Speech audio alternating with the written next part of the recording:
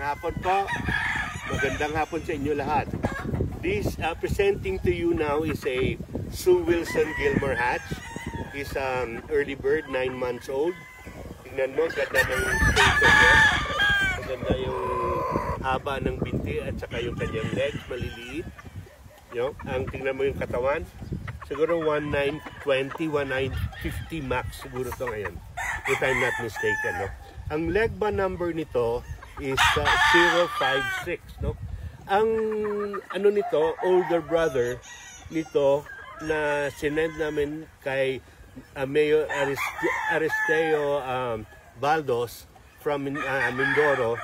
Almost perfect score nga daw po. Wala pa hong talo ang mga anak nito. Pure pong ginamit niya, Gilmore to Gilmore.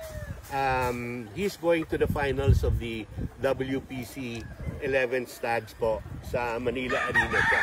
No, ito siya, itong younger brother niya. That's a 9 months old Gilmore.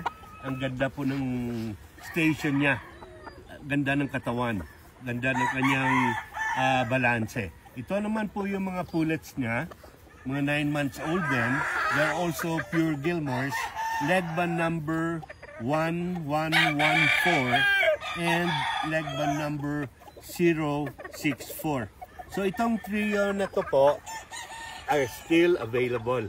Give me a call po at 0917-857-5764. Ingat sa mga scammers. Call my number para sure kayo na you're talking to Boy J.